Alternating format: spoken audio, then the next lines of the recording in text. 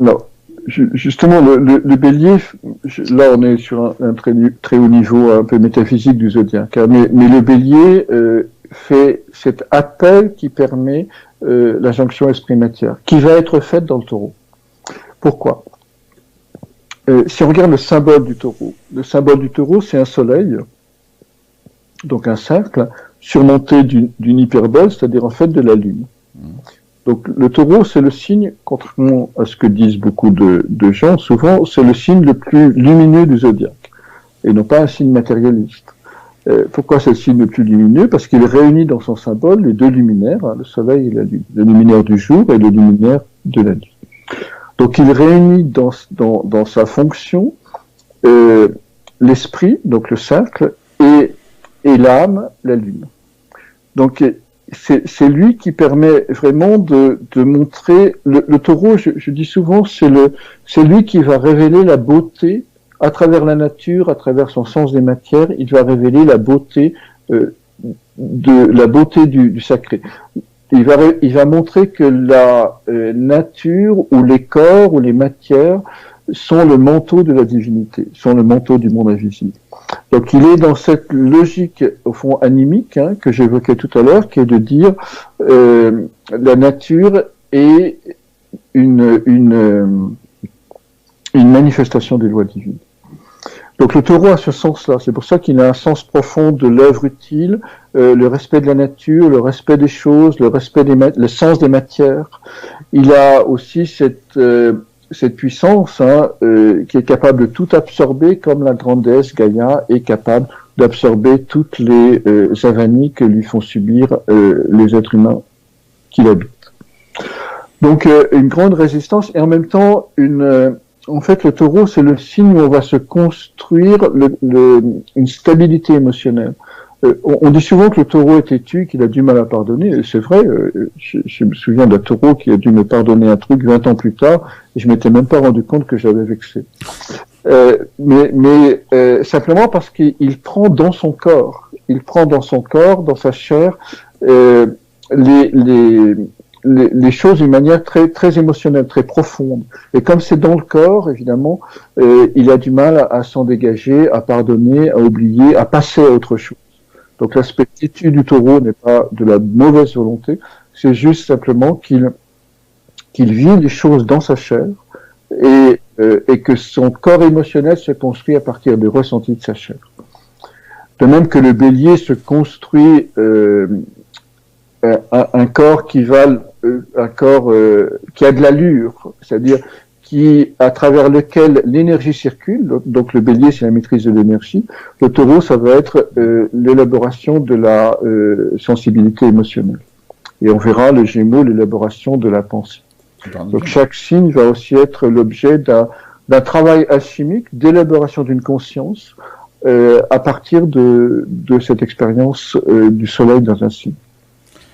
Justement, Gémeaux, jumeaux. Alors, jumeaux. Alors, je voudrais dire un mot quand même de l'axe taureau-scorpion, puisque le scorpion s'oppose au taureau. C'est un axe chamanique. Hein. Donc, le taureau comme le scorpion vont dire ce qui est plus important, c'est l'expérience de la chose et non pas la représentation de la chose. L'axe gémeaux-sagittaire va dire ce qui est important, c'est la représentation du monde, le spectacle du monde. L'axe taureau-scorpion va dire ce qui est important, c'est de s'immerger dans l'expérience du monde, et l'axe bélier-balance va dire ce qui est important, c'est l'acte juste au moment juste. Ce qui est évidemment trois postures différentes.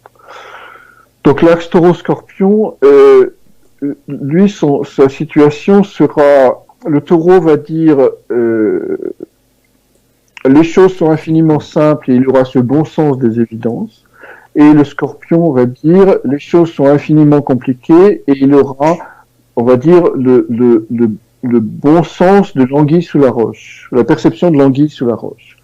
Donc, l'un dira évidemment pourquoi faire simple quand on peut faire compliqué versus scorpion, et le taureau dira mais les choses sont extrêmement simples, pourquoi se prendre la tête.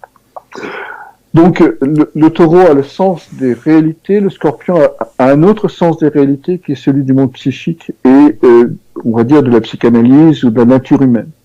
Donc ce sont deux évidences différentes.